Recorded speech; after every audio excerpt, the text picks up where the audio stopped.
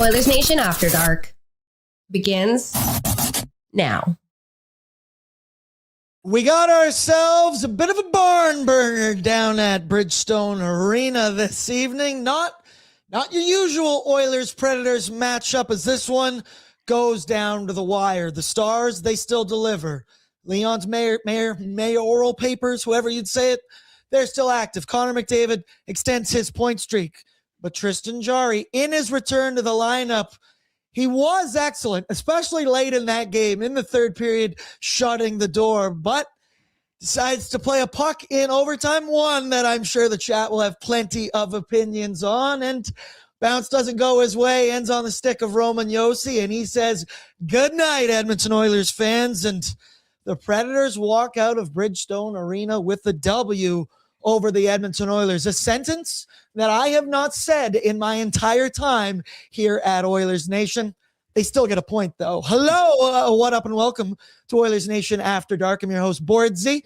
ONAD is a presentation of Bet365. 19 plus. Please play responsibly.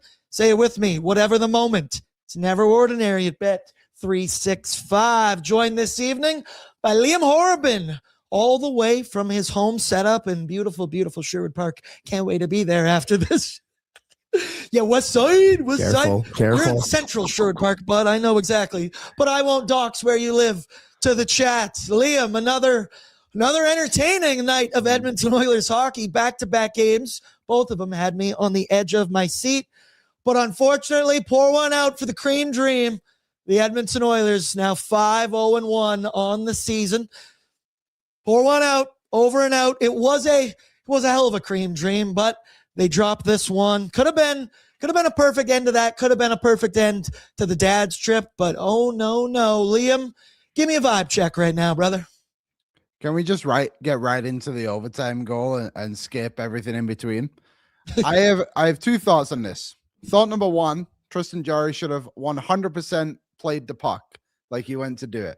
You have the opportunity. I think if you look at the replay, he was probably a split set. He hesitated of when he was going to go and do it. And I think that's what kind of messed him up a little bit.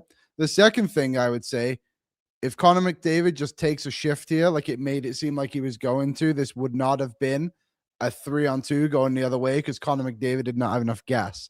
I'm not blaming Connor McDavid. Well, actually, I will blame Connor McDavid.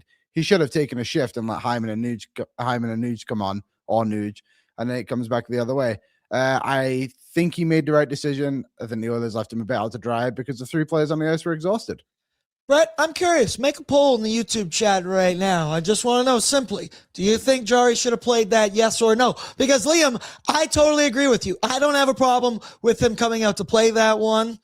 Also, hanging in the freezing cold takes Hall of Fame because, boy, I don't tweet very much. There's a reason why. I had one earlier tonight in which I said, mark my words, that Tristan Jarry stretch pass, so I'm partially wrong, but playing the puck is going to lead to many highlight reel goals in the future. Oh, yeah, it did pretty quickly right there. Maybe a low light reel, if you will, depends what side you're on. And the frustrating part, Liam, I kind of said it there in the opening. I thought Jarry was awesome in that third period and thoroughly gave the Oilers a chance to win this one in overtime and in the third. He was robbing dudes left, right, and center. We'll get into it later with some of the specific highlights, but I thought he was a little shaky to start the game, really found it halfway through and in the end of the third, and then unfortunately, in his return to the lineup after missing almost an entire month, this one's probably going to be defined by that play of the puck. But first things first, let's get caught up in the chat. Let's see how everybody's doing in here. Jay says, is the Cream Dream over? Still not a regulation loss in the Cream team. They've gotten a point. I'll spin zone this shit right away. They are still getting points in every single game that they have worn the Cream jerseys. To sadistic, dumbass move. I'm sure she's referring to Jarry. I also saw people shitting on Bouchard because he should have known to play better goaltender inside of the net right there. I don't know. You're telling me Bouch should play forward. You're telling me he should play goalie. We got to be consistent in what we're asking for. Ryan S. Positivity. Got a point at least. Final buzzer. Jarry, Mike Smith, that one. Hey. You live by the sword, you die by the sword. And tonight, the Oilers, unfortunately, like this description from Chemo Man, Big, wet, runny poop. That's not how I'm describing this Edmonton Oilers game. Maybe that's how I describe the taste in my mouth right now, even though that's a disgusting image or whatever you like to say there. But that's why we talk it out. That's why we have Oilers Nation After Dark. It's actually a good reminder. Hey, let your takes fly tonight. You see it pinned up at the top of the ONAD YouTube chat. The voicemail line. I think the voicemail line, Liam, was made perfectly for a night like this. I want to hear the fans. I want to hear you let it rip. Do you agree with the move out there? Do you not? Let it go. Let it rip. Pats fan. He said if he plays that, he has to make sure he clears the puck. 8 T's. Says, well, that's one way to lose. Yep. Add that in there. Andrew Russell, all capitals, tend the goal. No. I don't know how much I agree with that. And hindsight is so 2020. Right, Liam? They're going to play like this. Yeah, I can sit here in my nice comfy leather chair and be like, well, he shouldn't have went out and played that puck. I thoroughly didn't have a problem with it in the moment.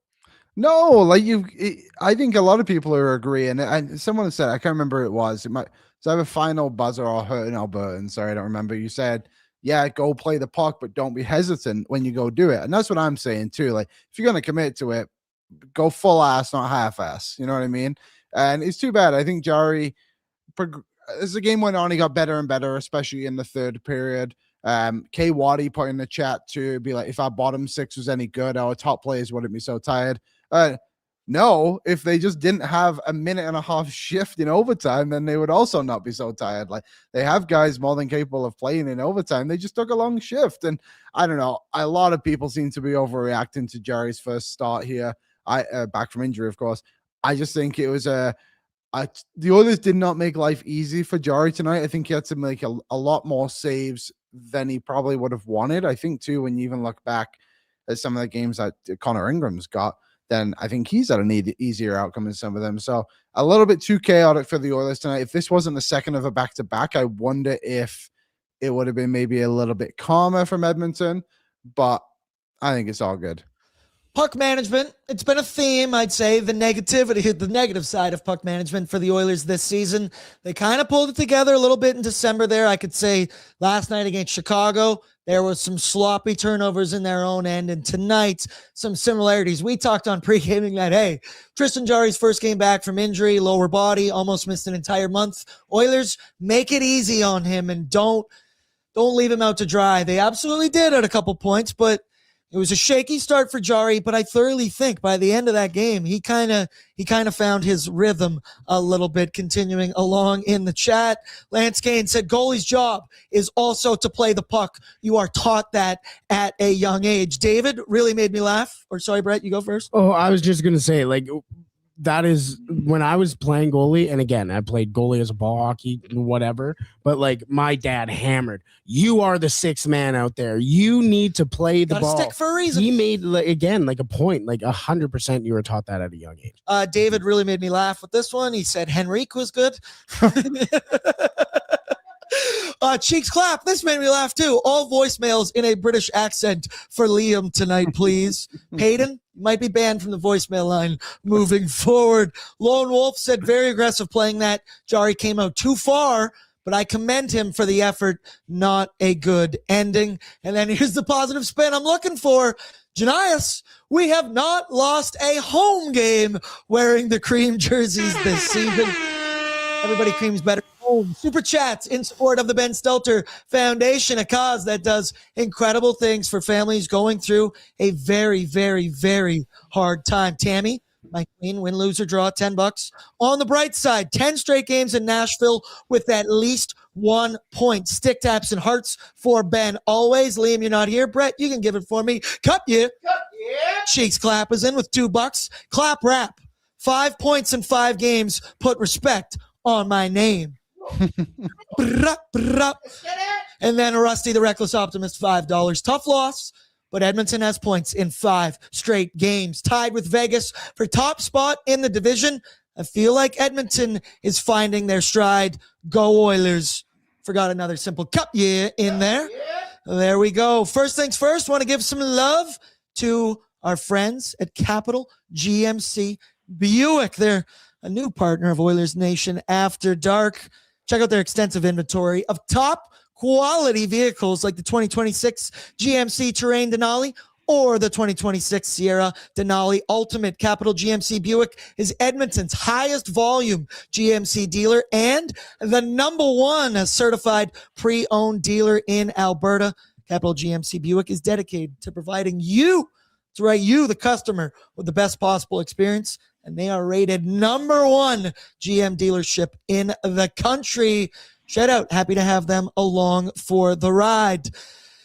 This is a tough one. Once again, throw in your voicemails. Intern Tristan will get to them at the end of the show. And then we should have some clips as well. And I'm curious to hear from some of the Oilers players and one Chris Knobloch. And then, hey, we'll revisit that poll in just a little bit. First things first, some headlines brought to you by Greta Barrier. Give me some Drake quick. Oh, you did both at the same time. Shout out Greta Barrier, my favorite spot in the entire city, and a spot we are going to be on a Saturday night. Oilers taking on the Vancouver Canucks. Going to be a late one, 8 p.m. puck drop. Come on down. We'll be pre-gaming. We'll be post-gaming. And I think it's safe to say we might be boozing on Saturday night. Escape January watch party. We got all kinds of incredible deals, Brett. Throw them up on the screen. They got hat trick chaos. So if somebody scores a hat trick on Saturday night, who the way he's playing right now, might be betting on a Zach Hyman 3-goal performance in that Saturday one. But if someone does, they're going to be $9.99 triple highballs, which I don't even know how that's legal, how you're allowed to do that. But come on down to Greta. All kinds of beautiful, beautiful deals going on as well. Also an overtime win special as well. So Liam, take it from the top. The Edmonton Oilers, they came into this one with official ownership papers of the Nashville Predators. We talked about all the numbers on pre-gaming, 15-2-2 since 2018. But tonight was a different story basically from the get-go. You could tell Nashville was not going to be pushed around, which was evident from dropping the gloves off of the opening face-off. Now, there is no better way to start the hockey game. We'll get into it a little bit later, Brent, and we'll go through, analyze the Darnell Nurse fight, but that'll get the energy going. That'll get good things flowing. And then I thought Nashville, really from there on out, they were aggressive. They were hungry on the forecheck. It was a theme all night. They were forcing turnovers from the Edmonton Oilers. And then I'd say even in their own defensive end, they were aggressive on their blue line. And how many 4-on-3, 3-on-2, 2-on-1 odd man rushes did we see coming the other way in favor of the Nashville Predators? I thought thoroughly the Oilers not great with their puck management, and then the Predators kind of made them pay. And then on the other side, offensively, Connor McDavid, he was a dog. Leon Draisaitl, he found a way to continue his point streak, but I don't think that was their best performance offensively we've seen in a minute. I'm looking at it here. The Oilers, according to Natural Stat Trick, had 2 high danger chances for in the entire hockey game. 11-2 in favor of the Nashville Predators. Liam, thoughts on, I guess, first things, the Oilers' offensive attack, and then you're picking up what I'm laying down about Nashville's, give them credit. They were aggressive. They weren't going to push around, and they pushed back against the Edmonton Oilers tonight, which we haven't really seen for several years now.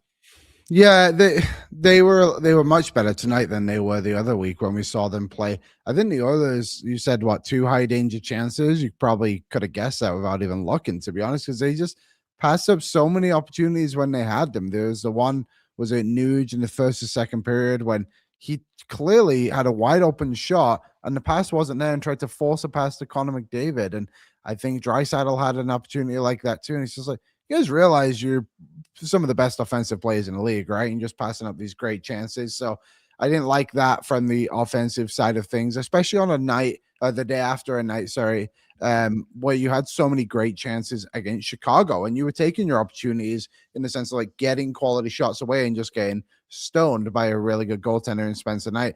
I think UC Saros played well, but I don't think the Oilers did enough to cause chaos around him. Yeah, I agree with that. I had written in my notes, UC Soros was question mark, question mark, question mark. Because I don't really know. I feel like the Edmonton Oilers didn't test him all that much. Yes, they outshoot the Predators 31-27, but it was similar to the Oilers in their puck management, a theme we've seen kind of all year where it's a very perimeter attack, a lot of overpassing. And that Nuge one you're talking about, I think it was like an odd man rush kind of 2-on-1 thing coming down the other way. Can't repeat what I said inside the office over here, but it was frustrating. And once again, we love the Nuge. Nuge week. Hopefully we're celebrating game 1000 on Sunday night. But yeah, he was a guy that you could tell early on, he was just missing the net repeatedly on the power play. And then I feel like maybe that got into his psyche a little bit, and then you're just chasing the game. But I like that reminder from you that, hey guys, you are some of the best players in the entire NHL.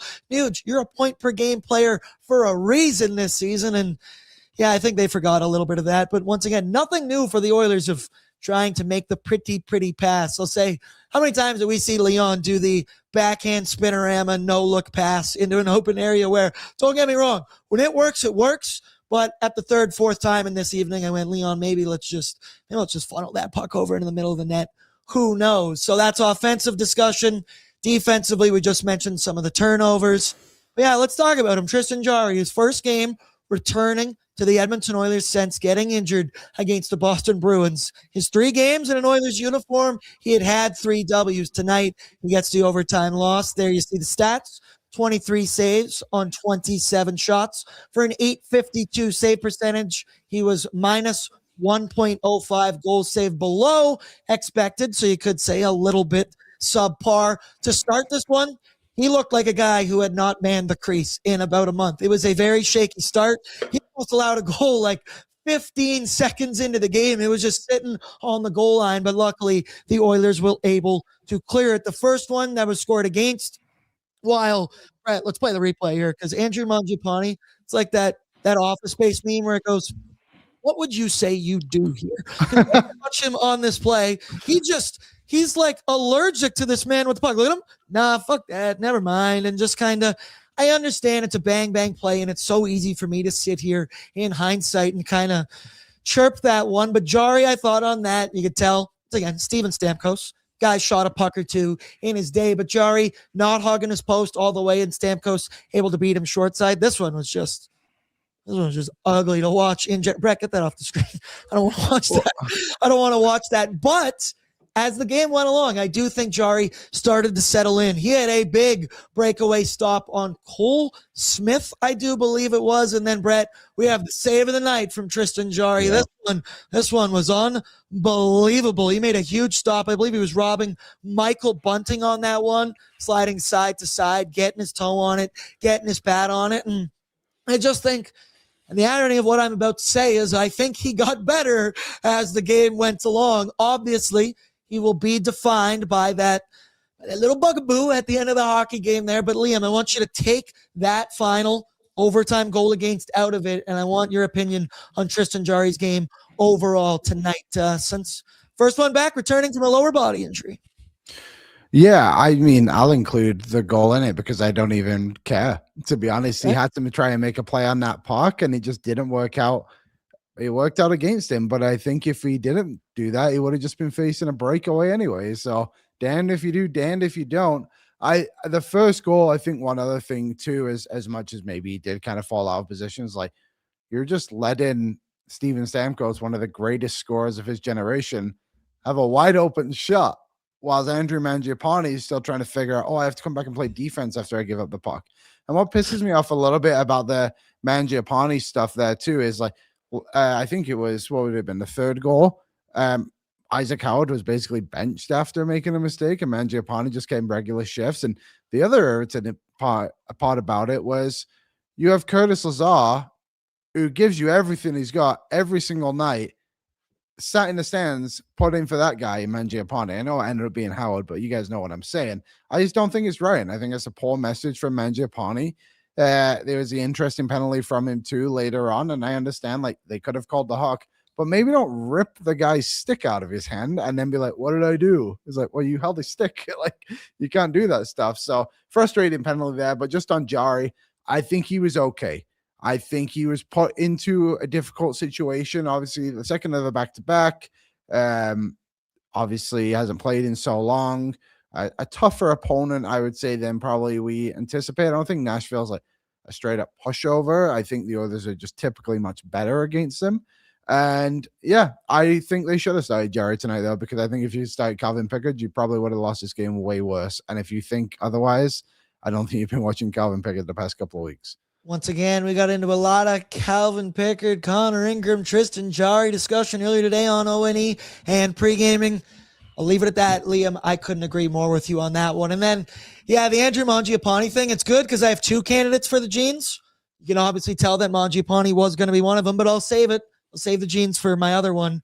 Mangiapane was just a mixed bag tonight, man. I continue to view him as Arvidsson Jr. in that office space line I just said of what would you say you do here? And furthermore than that, Mangiapane loves to fall over pretty frequently on the ice. It really is reminiscent of one Victor Arvidsson. He had some bad turnovers. We saw the floating around the defensive zone, and we had the holding the stick penalty. That one kind of is what it is. I thought on the last game yesterday against Chicago Blackhawks, I didn't think Andrew Mangiapane was great yesterday, but I didn't think he was bad by any means. And tonight, thoroughly, kind of thought he was a detriment to the Edmonton Oilers at almost every turn. It was truly baffling. That's negative. Let's talk some positivity as the Oilers, the big dogs, the stars, they delivered in this hockey game. Connor McDavid extends his point streak to 20 games, a career high for 97, 19 goals, 26 assists, now 47 points. He had 2 apples in this one. He becomes the 20th player to record a 20-plus point streak and is the 4th active player. Only Sid, Mitch Marner, and Patrick Kane twice are the active players who have done it before. So it's just unbelievable stretch we have seen from McDavid. And then you can't mention one without mentioning the other one. Leon Draisaitl extends point streak of his own against the Nashville Predators. It's now 21 games in a row. There's his career numbers against the Preds. Unbelievable. He had 3 points in this one, scoring a patented Leon Draisaitl one-timer from the office. Now, I will say, let's get a look at this one because just always a thing of beauty. Never going to get sick watching this. It was off of an offensive zone draw one. It wasn't necessarily a set play because the others had to go and fight for this puck. But Liam, I am curious. First off, go positive about Leon and Connor McDavid, and then I'm going to turn it into a slight negative. But what did you think about the 2 stars and their continued domination of the Nashville Predators on the stat sheet? It was good. It was good to see them continue to carry the load. I know it's a very simple answer, but it's difficult to find different answers for these guys when they just show up every single night and perform at such a high level.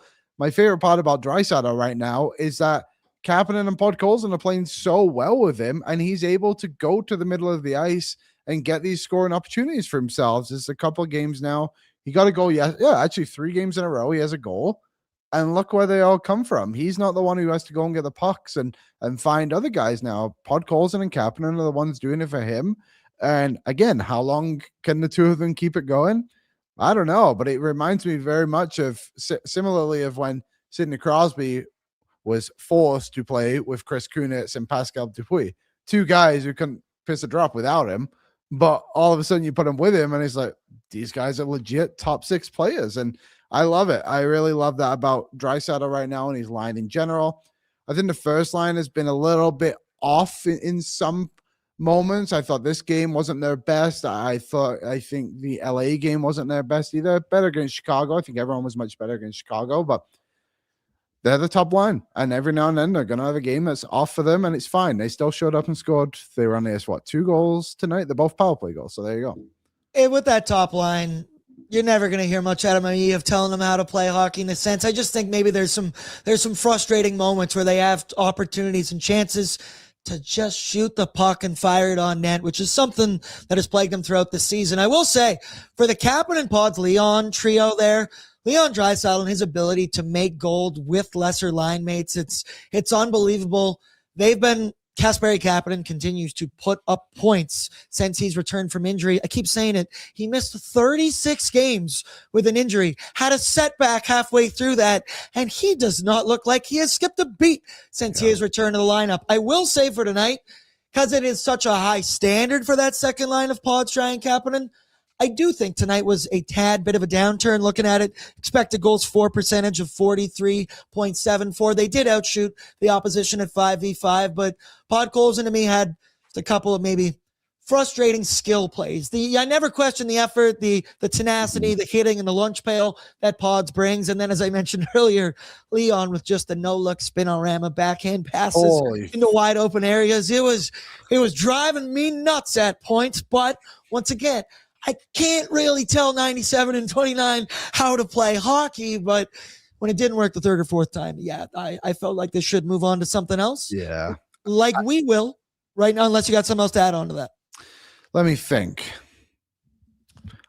I would like the third line to start producing some points. That is something that will be one of my headlines. Jack Roslovic, I love the way he skates. I love how light he is on the ice. He's just fun. He's a fun player to watch, and he does provide offense, but he needs to provide it on the score sheet a little bit too. And the same with Savoy. I don't think putting a struggling Andrew Mangiapane is the answer. I know we're way ahead of things. I'm anyway, but I think Knoblauch made some bad mistakes tonight in his lineup, and I understand the idea of getting guys in on the dad strip, and I fully respect that. I just don't think taking Curtis Lazar out and putting Trent Frederick into a center spot, you finally got him rolling and you're putting him out of position. I think we've all kind of realized he's not a center on this team. He's much better on the wing. The standard isn't very high by any means, but he's playing better on the wing. I think Isaac Howard was playing a very determined hockey next to Savoy and what's his name? Roslovic. I just would have put him back there, and I would have put the fourth line back how it was, and I really hope they go back to that on Thursday against the New York Islanders, because it's a recipe for success. And Ryan S. puts it in the chat as I finish my thoughts here. Benching Howard was also a terrible mistake after seeing what Andrew Mangiapane did. I understand you're going to make mistakes, but sometimes you have to let players play through that too. And I think punishing your young guys and not your older guys isn't something I like to see, especially when Mangiapane did it in that same game. Remember when we said pregame where we were like, okay, guys, it's January, whatever. And if Andrew Mangiapane is going to cost the Oilers this game, then something went wrong. Well, Something went wrong. Hold on. Just. What went wrong? Interesting. Yeah, it's a fair point.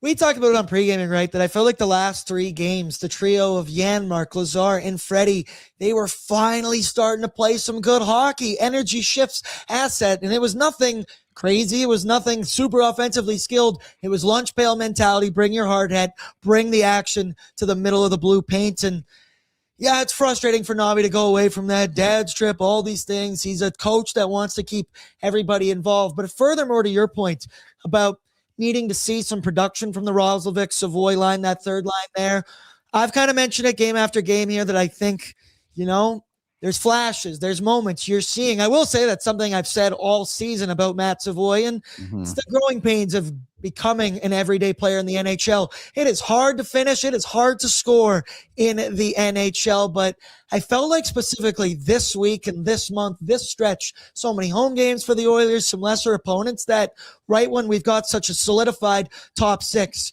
even your fourth line I thought was solidified, that this is the perfect opportunity for Nobby to give the kids a run with Uncle Jack Roslovic and let them play through their mistakes. 5 games this week. Let them go. It's only in January, like Brett kind of said. And then halfway through pregame today, we get told that that is not how the Oilers were going to line up tonight. And I do think that was a mistake on Chris Knoblauch's part. Maybe we'll hear from Chris Knoblauch a little bit later on in this show. But let's go now to the good, the bad, and the oily, brought to you by Oodle Noodle. Download the app today, available on the Google Play Store or the App Store.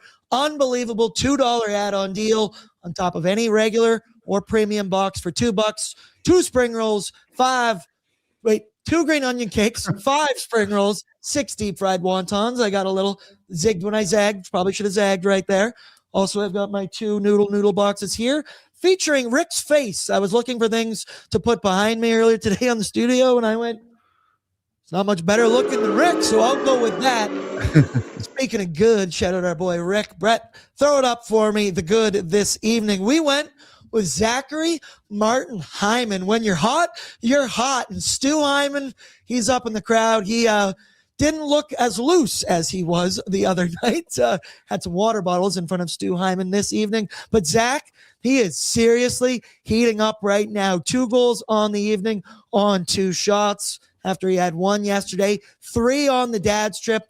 He's been hot recently, man. He has 16 goals in 28 games this season, but 14 in his last 17 hockey games. He is rolling right now. Both of these tonight come on the power play, and they were both classic Zachary Martin Hyman goals. Here he is, boxing out in the blue paint on the power play.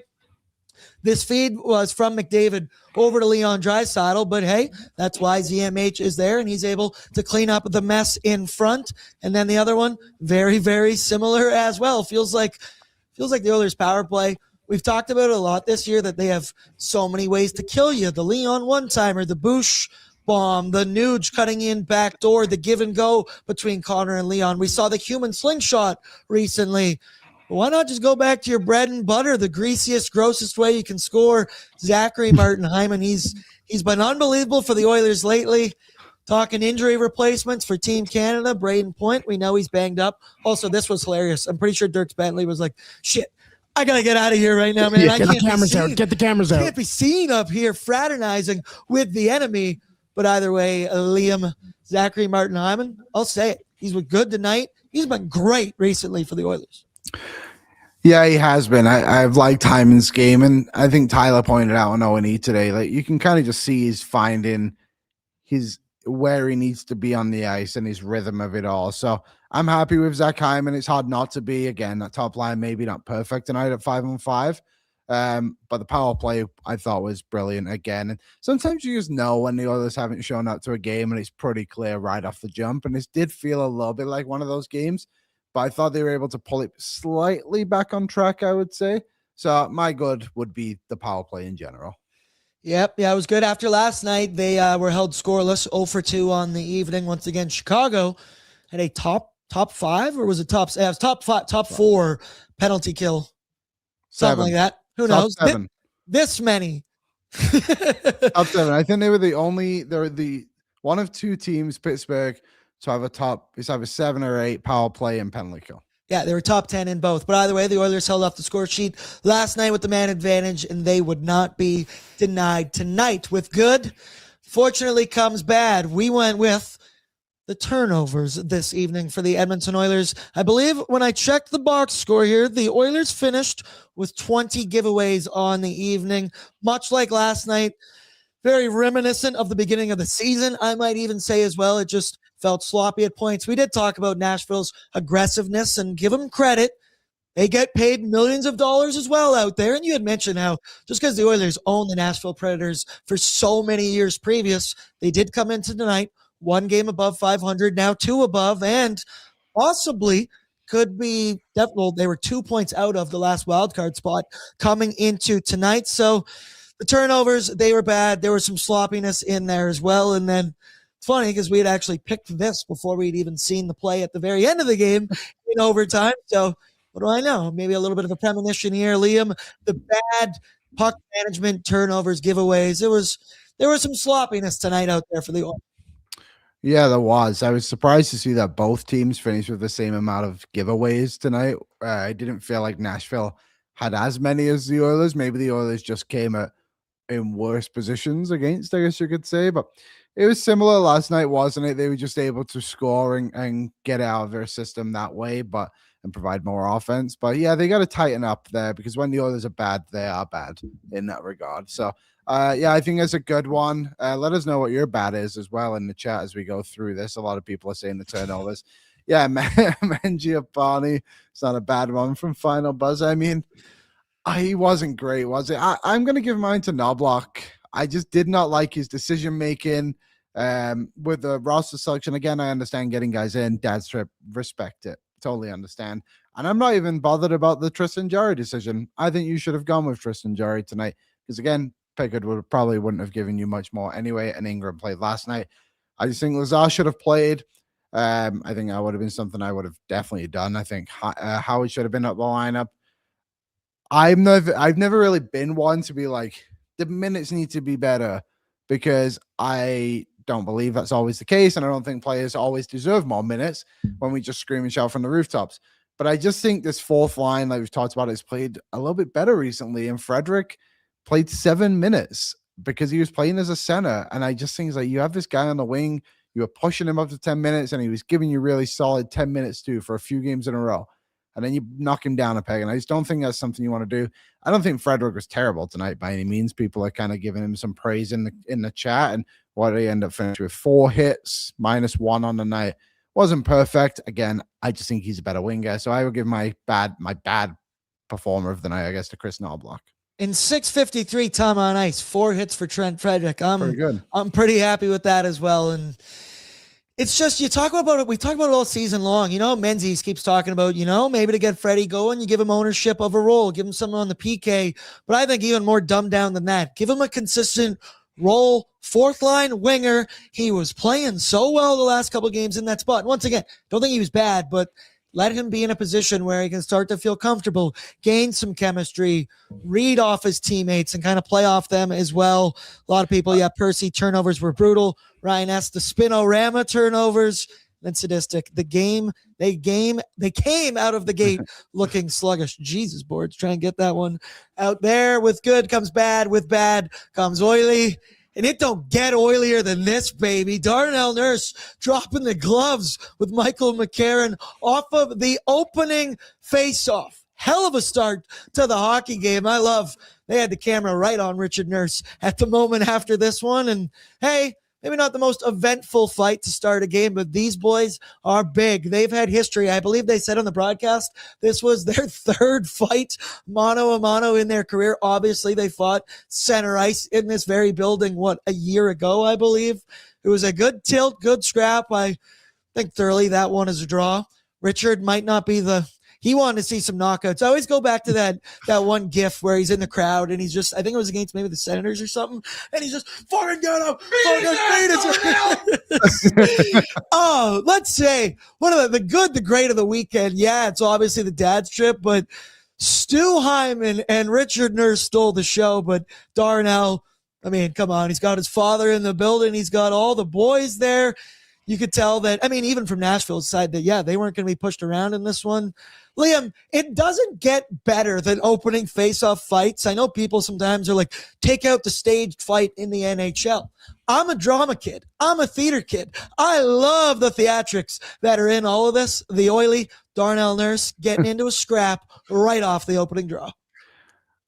Darnell Nurse is underrated tough. Like I don't think there's many guys in the league that want to fight Darnell Nurse, and some people are critical of him sometimes when he doesn't step up for his teammates, as people like to throw out there. I'd love to know the players that have stepped up to fight Michael McCarron 3 times in their career, because I bet the list is Darnell Nurse. And that's impressive enough. I had someone put in there, I think it was Hunter putting there, like the guys needed to get away from the boards. I agree. Like the fact McCarron just kept throwing Nurse up against it, it's only so much you can do, right? So again, I liked the start. My oily will be as I continue to be negative throughout the show. And someone else just put it in the chat there, and I mentioned it earlier. Where is it? Oh, it was Joel. McDry stayed out on the ice too long in overtime. I completely agree. I think they're as much at fault for that overtime winning goal as Tristan Jarry is.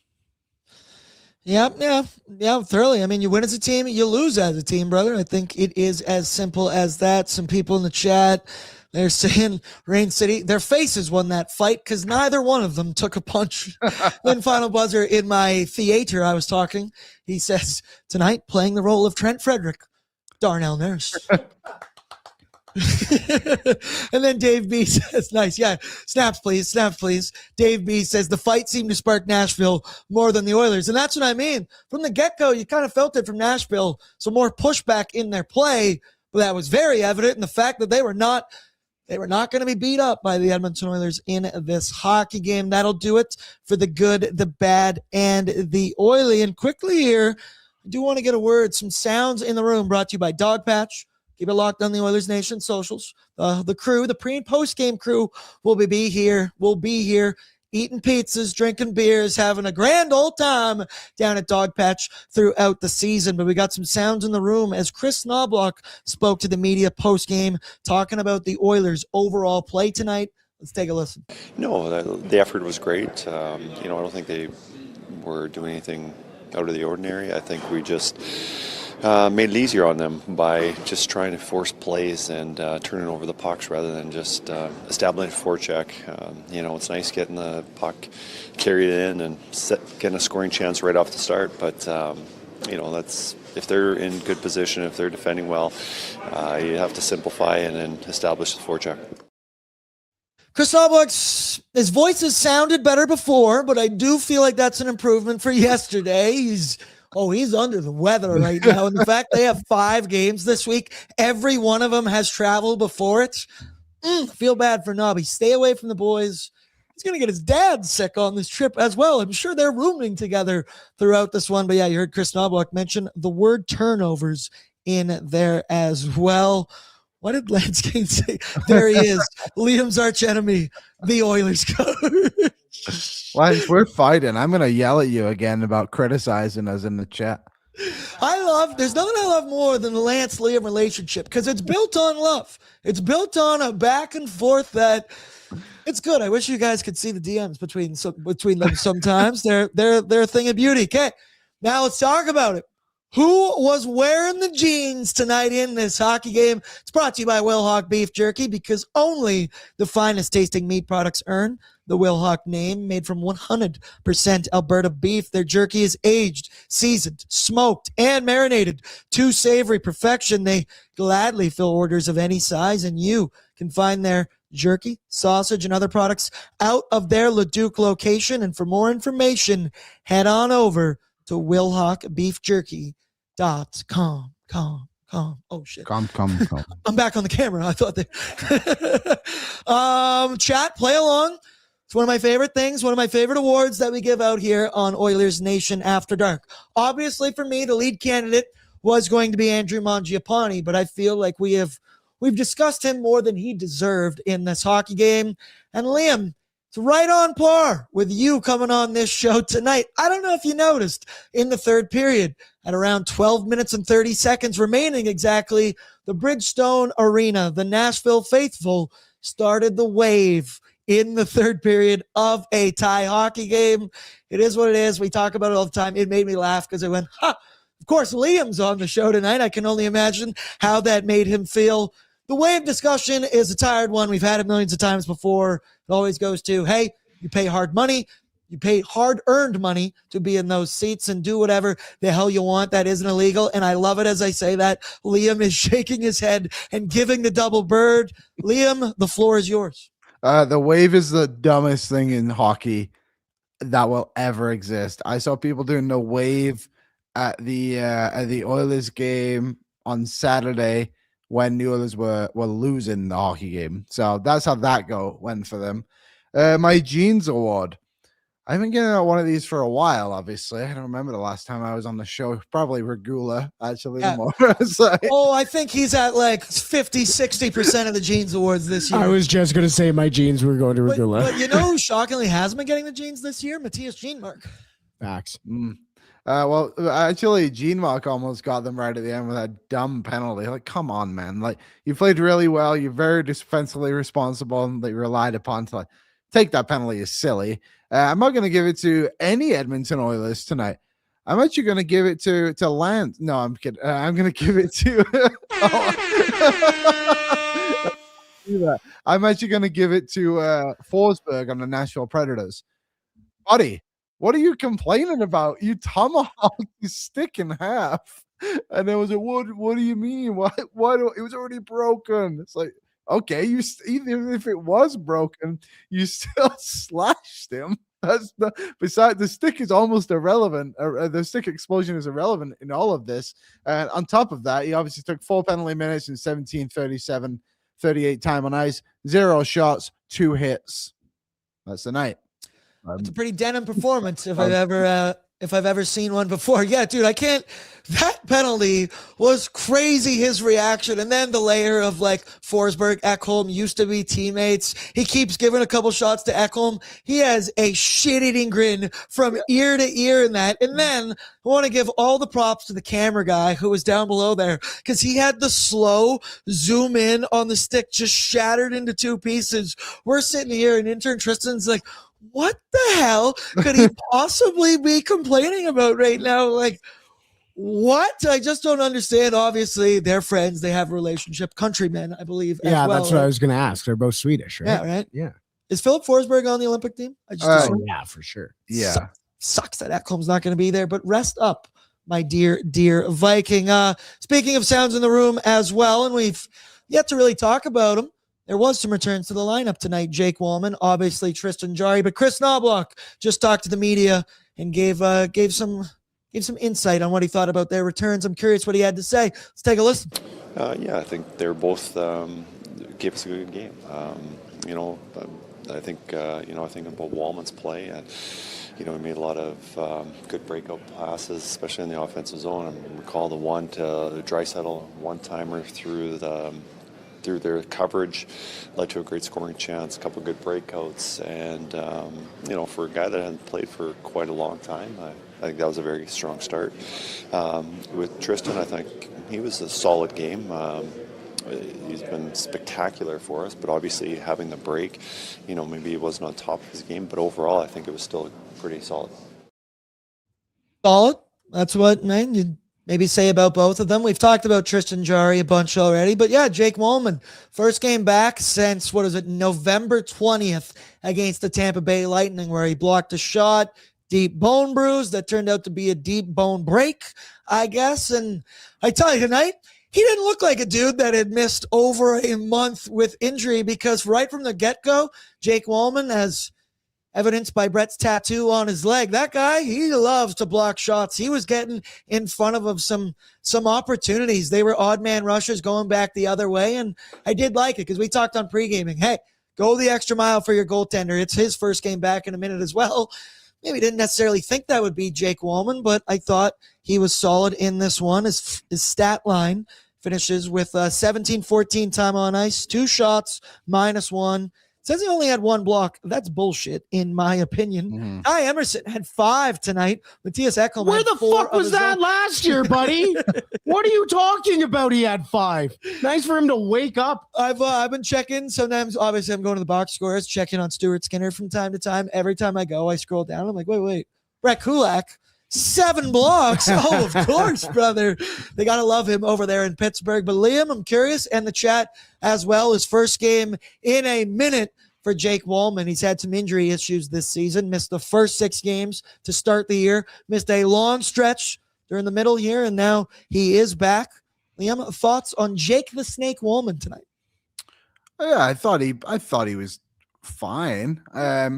Nothing special, but again, like I don't want to have high expectations for guys who are coming back from injuries, especially long-term ones like Wallman did, like even Kapanen, like we joked about it on the pregame show. He jokes that I can't believe how well I'm playing right now, considering how many games I missed. So for Wallman, a bit of a similar boat, but I thought he was good. I'm glad we finally got to see the Oilers' 6 defensemen back together, and I always say all played collectively a little bit better. But the other part of it too is like Wallman has barely played with this entire group. He's never played before with Spencer Stastny. They probably don't even know each other. Like they don't know anything about each other, I would assume.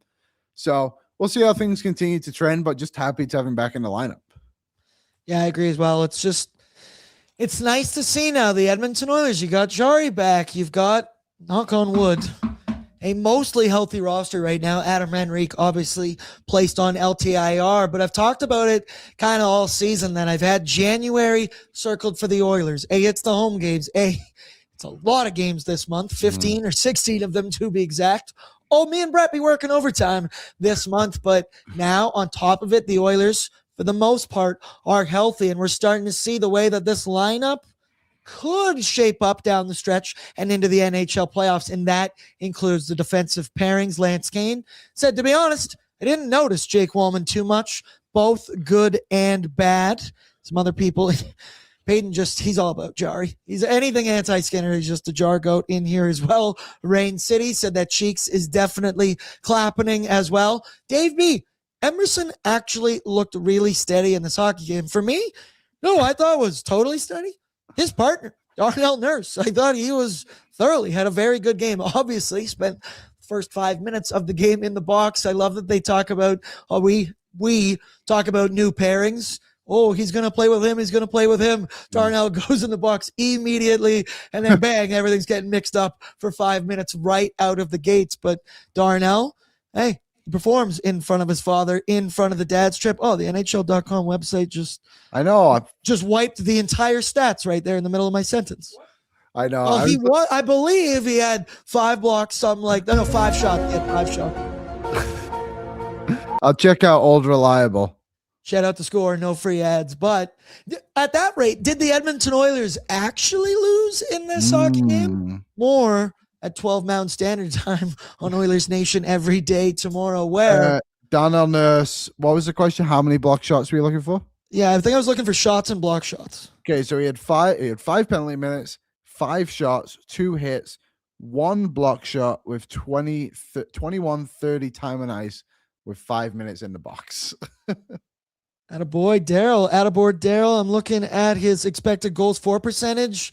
I love when that number lines up with my eye test. 66.19%. Yeah, I thought he was solid in this one, and he doesn't get enough credit, Liam. Like you said at the top of it, obviously 9.25. I'm not talking about his overall defensive play, but he is one tough SOB, man, and continues. Talk about Freddie fighting the biggest possible guys out on the ice whenever he's getting in a scrap this season. Darnell, he was itching for a fight about, maybe it was like a month ago, and it was somebody just give him one. And then we've seen it a little bit recently, and we see it, Liam, all the time in the chat on Oilers Nation every day. The Oilers, they need some grinders. They're missing some sandpaper in their lineup every day. I say, man, they have it. They've got your Freddie. They got a Pods. And I always feel like Darnell Nurse is forgotten about in that discussion. That man will punch you in the face very, very hard. And people in the NHL, they're not proud of it. Liam, Peyton says his British accent is great. Your thoughts? Couldn't disagree more. Man, a few words, and we will leave it at that. So, folks, the ONAD voicemail line, it is live, it is open, and I do believe we have a couple in the holster. Voicemails, though, brought to you by Swiss Donair. Shout out, home of the old school Donair with options if you want some flair. Open for 25 years, and now open 7 days a week. The pride of the North Side. Swiss Donair is great for your events at home or office. Check out their location at 8308 144 Ave Northwest or order online at swissdonair.com. Liam, I love the voicemail line that we have added to pre and post game, but I will not lie to you. I get filled with so much anxiety before we play these because I truly don't know what it's going to be about. We've heard Lance Kane get very off topic. We've had Austin. I will say to that as well. And folks, we the people, for the people, and now the people have a chance to have their voices heard on Pre-Gaming with Bordzy and Oilers Nation After Dark. So without further ado, Brett, tell me what we got. All righty, we got 5 for tonight. No double ups, surprisingly. Ooh. So these are all 5 different people. The first one is Vinny, who we got in pre-gaming, I'm pretty sure as well. But here's Vinny's voicemail. At first, I was pissed at that move by Jari, but then I watched it over again, and it was the right play. The bounce just didn't go his way. But now imagine if it was Stuart Skinner that played that puck. What the reaction would have been. Brother, see, it's all about self-reflection. It's all about looking in the mirror, and I understand knee-jerk reactions. If you had a live reaction of me in this room, oh, yeah, there was some cursing going down, but the more you look at it, and again, I've probably said this multiple times. Hindsight is so 2020. It's thank you, Captain Hindsight. If you've ever seen South Park before, it is what it is. I'm happy that you're able to self-reflect, and I'm happy. That's why we have Oilers Nation After Dark, and you can let your opinions fly. Liam, you've been consistent from the get-go. Were you knee-jerk reaction at all? Were you always in support? I had the Oilers fan reaction where we'll get into it with Bordzy's Bankroll. Oh, I needed that money line victory to get a much-needed parlay win, but that did not happen. But Liam, any knee-jerk reaction on that goal? So when I saw what was happening, I thought to myself, he has to play this.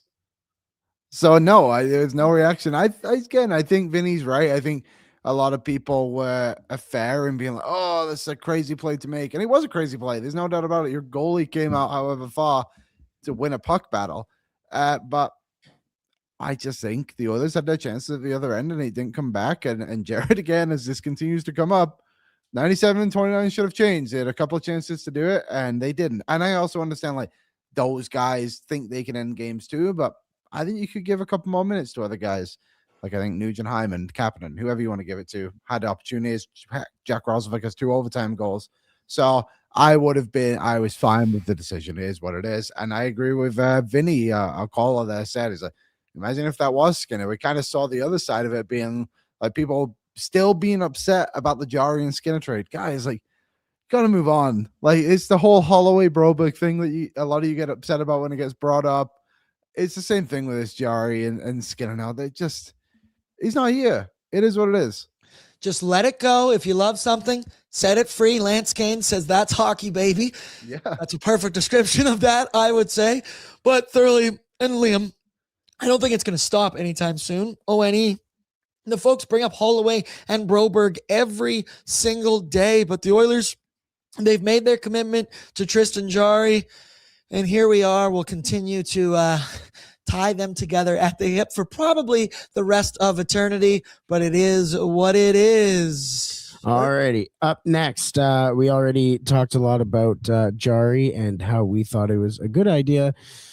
I don't know if Andrew has the same idea. Here's Andrew. Oof, that was not good game from Jarry. Understandably so. He just came back from injury, but that overtime goal, what the fuck is he thinking? As Steve Dangle says, if you're a goaltender, tend the goal. Never heard of Steve Dangle.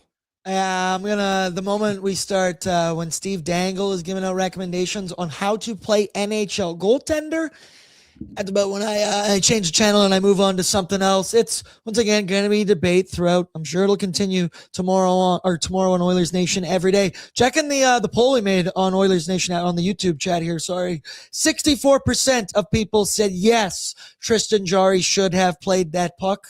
Obviously, we're going to go back and forth. I'll send Devin Dubnik a text, and we'll get his overarching response, and he will be the deciding factor. But we can go back and forth on this one all night, and frankly, I don't want to. So next up, Brett.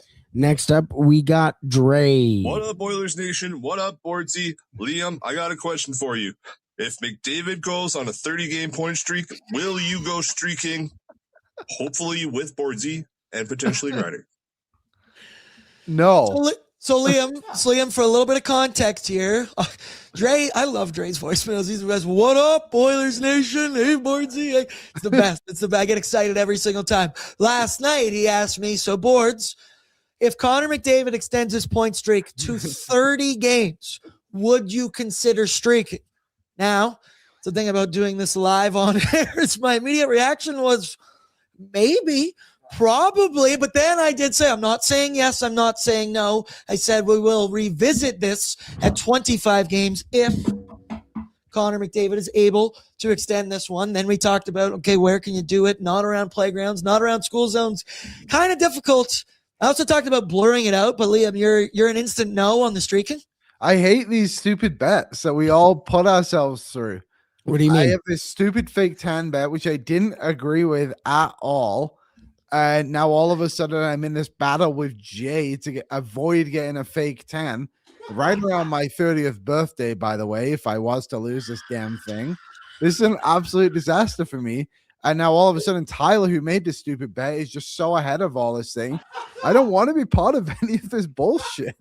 Like, I don't want to streak. That's not for any of you guys to see. It's for myself and my fiance, and we can live our lives quietly. And you guys can enjoy seeing me fully clothed with my natural skin tone Monday to Friday on Oilers Nation every day at noon. I mean, I can't argue with that logically. I did discuss that. Okay, well, if I go streaking, I'm okay with you guys seeing me like that. I got a lock intimacy sock.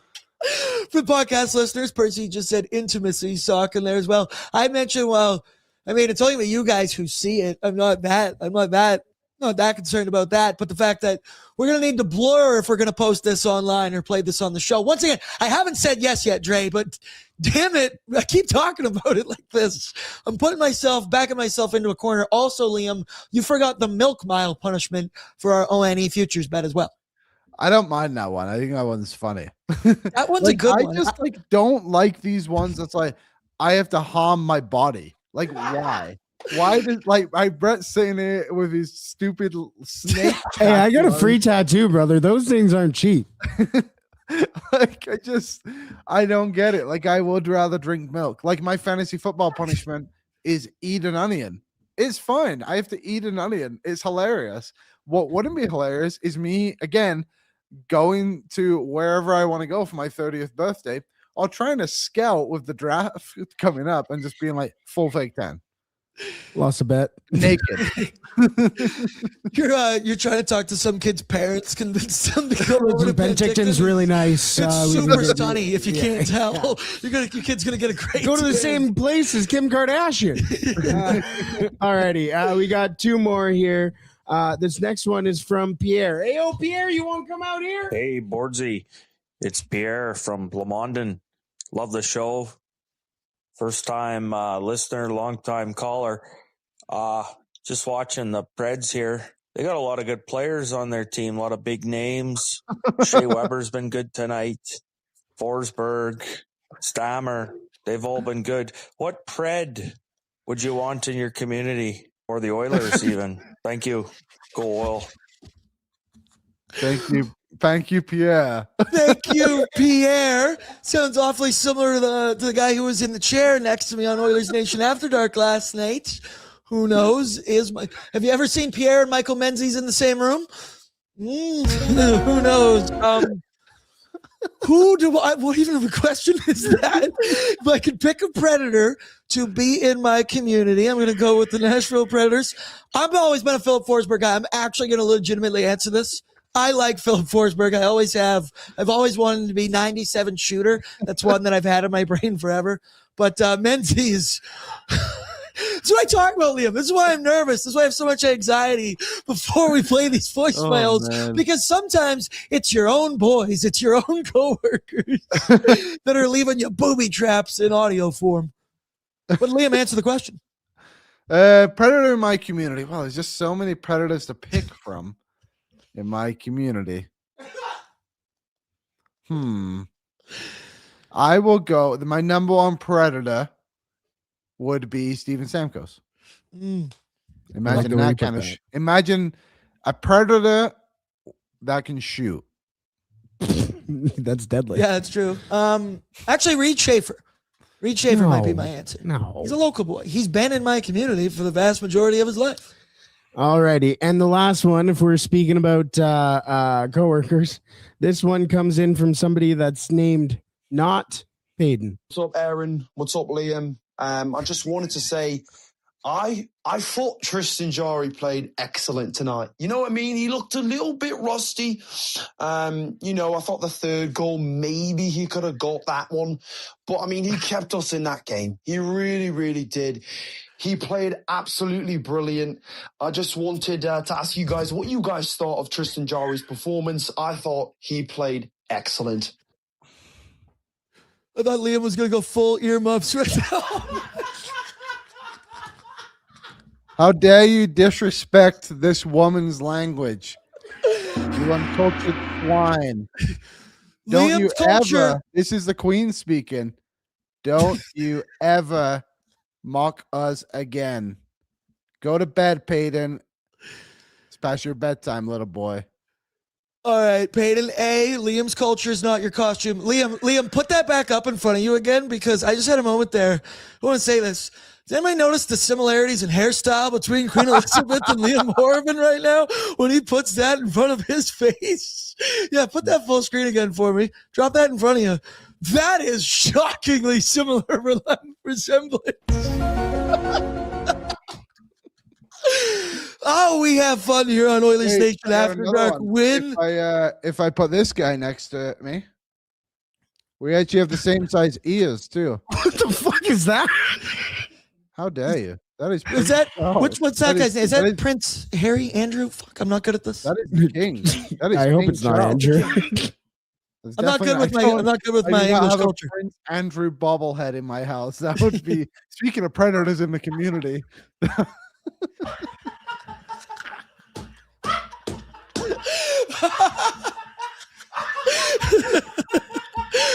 Wait, where we go? We're off the air. You just shut up right there. Okay, reel it back in for one final thing. It's Bordzy's Bankroll, brought to you by Bet365. Download the app today because whatever the moment, it's never ordinary. And Oilersnation After Dark is never ordinary. I will tell you that right now. The chat is loving that. What I'm not loving is my inability to string 3 bets together in a parlay. I'm embarrassed. I'm ashamed. I don't think I've hit one in weeks. And they have, the vast majority, been 2 out of 3. I even said to Brett today, stop reading the chat, board. Stop reading the chat. I've been missing the middle bet repeatedly on Bordzy's Bankroll. So tonight, the one I was least confident in, I guess, was weirdly enough Leon Draisaitl 2+ points. But once again, cannot string it together. So Liam, that means Tyler Yaremchuk did not hit his game day bet. He had the exact same one as me. Jay had the over, and what else did he have? Did either of you or Jay hit your bets? Jay did not have the over. Jay had the puck line and Draisaitl 3 points. I had the nudes night, but he did not get a point as of right now. But he did get his 2 shots. But maybe they stat correct. I don't know. We'll see. We'll see what happens. I also did go of a Draisaitl goal on the side. I mean, I can't use the L word, but Leon is there you go. You know him in Nashville and the way he plays. Jay said Leon won me $20 with a goal and 4 shots. Lance Gain, no 3-game point streak for the Oilers and Bordzy. Shooter McGavin said, I met the Queen, no joke. But because it's Shooter McGavin, I do not believe you whatsoever. Liam, do you? No. The shooter could tell me he is the real Shooter McGavin, and I wouldn't believe him. I want Shooter McGavin, also known as Doug Waite, to leave us a voicemail one of these days. I want to hear from some of the regular folk that we've had in our chats for a long time. I want to hear your voices. I want to know what you sound like. It's been eye-opening to hear that Dre is a grown-ass man with a voice that could reverberate so low off of anything. But yeah, let him rip. It's been nice here in Austin. We got to listen to our Queen Tammy, Lance Kane, leaving booby traps left, right, and center in the voicemail line. We had Pierre as well. As a special guest. Yo, Pierre, you want to come out here? You know, we used to have, we still have it in the chat all the time, but the alter egos in the chat. Maybe we can take this even further with alter egos. In we the need a voicemail real line. Pierre. Yeah. Do the AI voice modulators. I feel like you can get really creative in that. You can have the entire game to think about it. But I also like seeing this in here, Liam. Saucy Jars of Jari said need more of Liam and Bordzy on After Dark, to be honest. And I think they're going to be getting that in the month of January because, boy, oh boy, do the Oilers play a lot of hockey games. Final thing, the Oilers' next game. Brett, you want to throw up the schedule for me right now? Because it is a fully loaded month and a fully loaded week, especially the Oilers back home Thursday night taking on the New York Islanders, the current playoff position New York Islanders. And then on Saturday, road game in Van. We will be at Greta Bar Yag for that one. And then Sunday, back home hopefully Ryan Nugent-Hopkins' 1,000th game in the NHL. But Liam, that game on Thursday night, we've talked about it.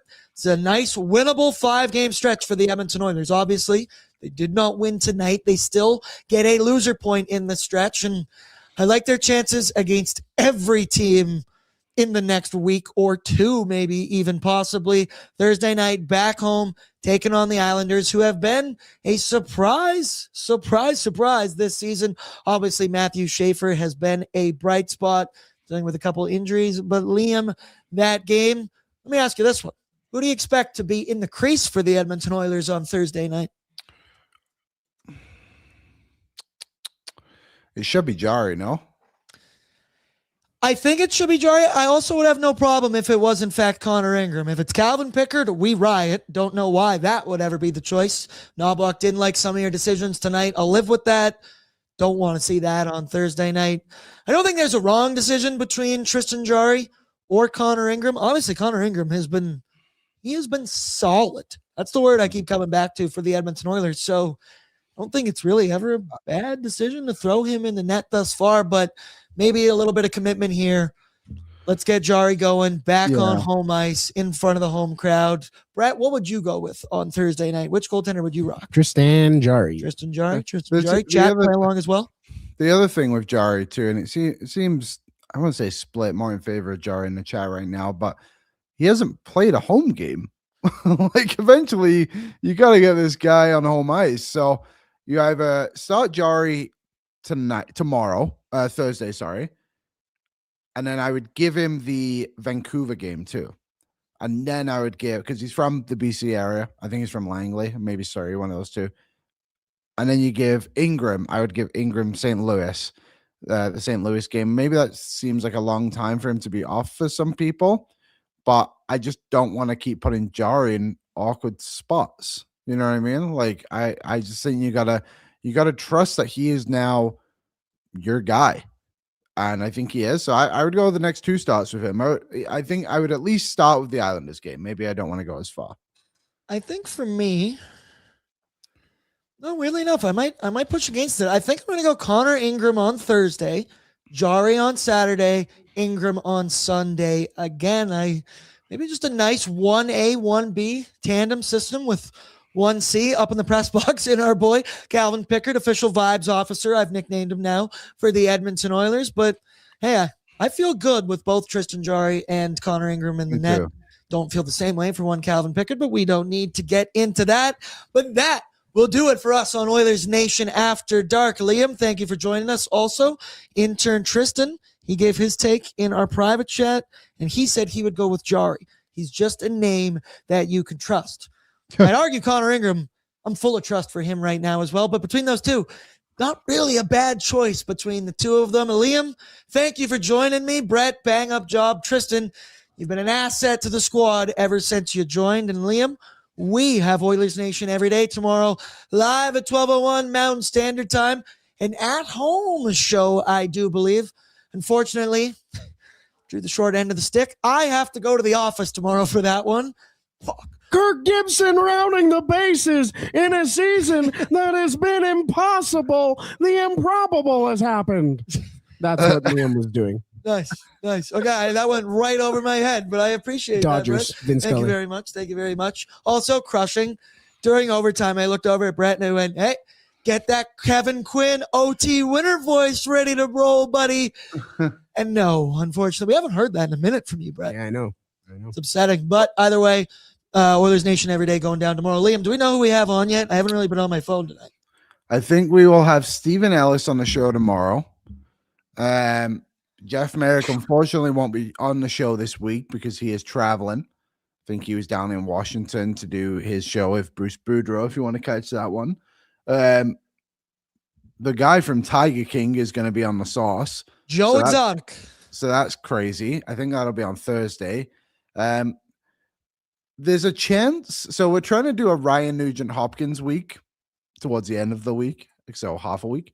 We'll definitely have Devin Dubnyk on Friday. But there's a slight chance. I would put it down at 5%. And that might even be too high. That we have another former Edmonton Oiler on the show. and we will see what happens. Someone we all know and love. Some of us love more than others. I, for one, say he shaped a generation, but that's just me. Maybe if you go back to Ryan, or almost right there. I was about to say, if you go back to Family Feud, Liam, I do believe, has a reference to this former Edmonton Oiler who just kind of gave away his first fucking name right there, Bordzy. I'll wear that one. Tripped on my words right there. Idiots. And on that note, we're going to sign off for Oilers Nation After Dark. I love you all. Appreciate you all in the chat, even the trolls.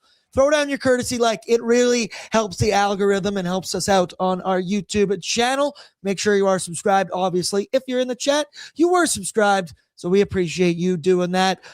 Good evening tonight, Brett. We had a good time. The Oilers, they fall in overtime by a score of 4-3 to the Nashville Predators. But fret not, back on home ice on Thursday night. Back. And you know who's also back on Thursday? Michael Menzies joining me on pre and post. I'm very excited for that. People, sleep tight. The sun will rise again tomorrow. Lay off Tristan Jarry for a little bit, and we will talk tomorrow. Over and out. Sleep tight, everybody. God save the Queen.